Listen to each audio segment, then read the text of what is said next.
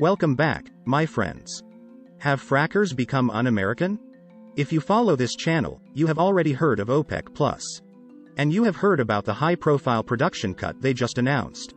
But a lot of people are wondering why production is being cut when gas prices are still high. What about the Permian Basin? Why aren't US oil frackers out in the field getting their rig counts up? Where is all of that oil production capacity when we need it most? Well, my friends, it seems like the frackers are on some version of a strike. Shale fracking production rising at a much slower rate than it did before the 2020 crash. And frackers are not showing no signs of ramping up. But why is that? Fracker pioneer Natural Resources CEO Scott Sheffield has finally spoken out on the subject. Sheffield told the White House why US shale drillers are not rushing out to drill more. If you were watching the stock market, you know that energy stocks are the best performers on the stock market this year. What does this mean for consumers? What does this mean for energy markets?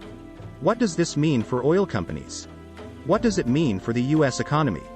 And what does it mean for the future of the United States? But, before we get into all of that, please hit the like button and leave us a comment below. We would love to hear from you. Please subscribe and hit the bell icon so that you are notified of upcoming videos when they are released. The White House's top energy advisor Amos Hochstein called shale drillers un-American. That is because of their refusal to boost oil production. Even though the White House has made multiple calls to that effect. Now, the frackers are striking back. Pioneer Natural Resources CEO Scott Sheffield is one of the most outspoken industry executives. Sheffield told the White House that shale drillers will not be drilling more and that is it. And he had an excellent reason for it. Sheffield said that returning to production growth now would cause investors to flee. Then, energy stocks will plummet to the bottom of the stock market. No public oil driller would increase production right now. US frackers produce a 2% return on capital. That is the bottom of the S&P 500, Sheffield said. If we increase production, we'll end up back at the bottom of the S&P 500, Sheffield continued. Frackers are under intense pressure from investors. So, the US shale oil industry will not start ramping up output until prices go up. 10 years ago, frackers always increased production when prices rose by even a little bit. But oil investors have been burned in recent years. They are watching how shale drillers burn their cash.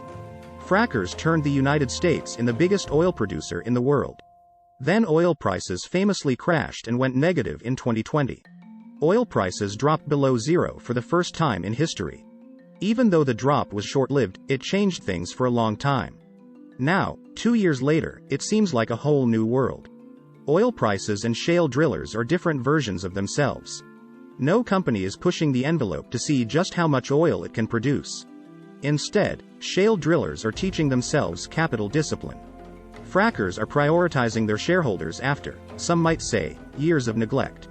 If you are watching the stock market, you know that energy stocks are the best performers on the stock market this year. And, none of them want to rock the boat.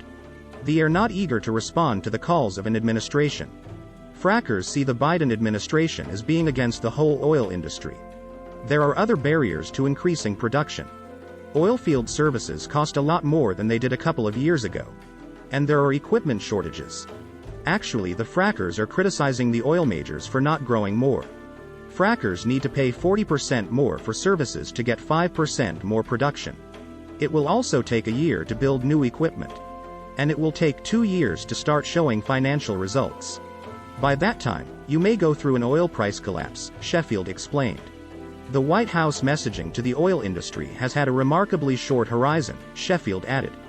The White House seems to be mainly focused on the immediate present market. The administration thinks that the industry could add another 1 million barrels daily to output in a matter of days, Sheffield also said. What they don't realize is that this is physically impossible, Sheffield also noted. Threats of windfall profits taxes have not helped put drillers in a more generous mood. We are eager to work with you, said U.S. Energy Secretary Jennifer Granholm. Granholm acknowledged that oil and gas were going to be used for a long time. But, we all know that there is going to be an energy transition. If the transition happens too fast, it could have unintended consequences that hurt people, cause backlash, Sheffield added. Right now, the kissy-face messaging from the White House is unlikely to change shale drillers' minds. There is simply no good reason for them to drill more, and the administration cannot give them one. The oil industry is blamed for high gasoline prices. Oil firm executives are blaming Biden administration's policies. Anti-oil rhetoric, inflation, contractor time delays, and regulatory uncertainty. These factors are all negatively impacting drilling and production planning.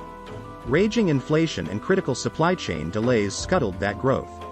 Growth was also muted due to the headwinds created by oilfield services limitations. Drillers were also scared by the risk of recession. The current state of affairs of the U.S. oil industry stand in stark contrast most of the past decade. Between 2009 and 2019, U.S. oil producers ran wild. They captured almost all of the incremental global consumption. OPEC Plus announced a production cut of 2 million barrels per day, starting in November. That is the equivalent to 2% of the global crude oil supply. Crude oil prices have risen sharply following the Russian invasion of Ukraine. But that was back in February. The United States is teetering on the brink of recession. The United States produces almost 19 million barrels of oil every day. But the United States is also the largest consumer of oil in the world. So, there is only so much crude oil available for export. And, until 2016, oil exports of crude oil from the United States were illegal. Saudi Arabia produces 10.8 million barrels of crude oil per day, which is just over half of what the U.S. produces. But Saudi Arabia uses only about 3.2 million barrels per day. They export the rest. Saudi Arabia is basically the de facto OPEC Plus leader and major exporter. The United States has huge crude oil reserves. But oil production cannot be boosted overnight. OPEC Plus is saying that their production cut is in response to a weaker global economy. President Joe Biden was disappointed by the short-sighted decision, the White House said in a prepared statement. The OPEC Plus decision was unhelpful and unwise, said U.S. Treasury Secretary Janet Yellen. Yellen spoke ahead of the International Monetary Fund and World Bank meetings in Washington, D.C. this week. For those of you not familiar with OPEC Plus, it is a group of some of the world's largest and most powerful oil-producing countries. OPEC Plus includes Saudi Arabia, Russia, Iran, Iraq, Algeria, Nigeria, and other oil-producing nations. It does not include the United States or Canada, two of the world's largest oil-producing countries. Crude oil prices peaked in June at more than $120 per barrel. But, fears of the prospect of a global economic recession have put oil prices on a persistent downward trend since then. And, high oil prices typically bring about demand destruction as people drive less when gasoline prices are higher. Energy analysts point out that it is difficult for anyone to predict oil prices 2 months in advance these days. The future of the economy and energy prices are highly uncertain as more European sanctions on Russia are added. These sanctions affect shipping insurance, price caps and limits on petroleum imports. Oil prices have been on a roller coaster ride in 2022. Prices reached a 2-year high in March. But oil prices fell 25% between the middle of June and the end of August. The price decline has been driven by the expectation that interest rate hikes by the U.S. Federal Reserve would reduce demand for gasoline. And by concerns that COVID-19 restrictions in China would slow the Chinese economy and reduce oil demand. Although gasoline prices are generally high in the U.S., they never really got as high as many consumers feared. The average price of gasoline in the U.S. reached a peak of $5.02 per gallon on June 14.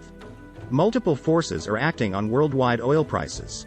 Concerns about China's economy are putting downward pressure on prices. High prices at the pump have simply been a cure, resulting in less driving by consumers. In the U.S., gasoline demand has dropped off significantly this summer, said the U.S. Energy Information Administration in a statement. But, what do you think? Please hit the like button and leave us a comment below. We would love to hear from you. Please subscribe and hit the bell icon so that you are notified of upcoming videos when they are released. Please share this video on social media. Thank you for watching.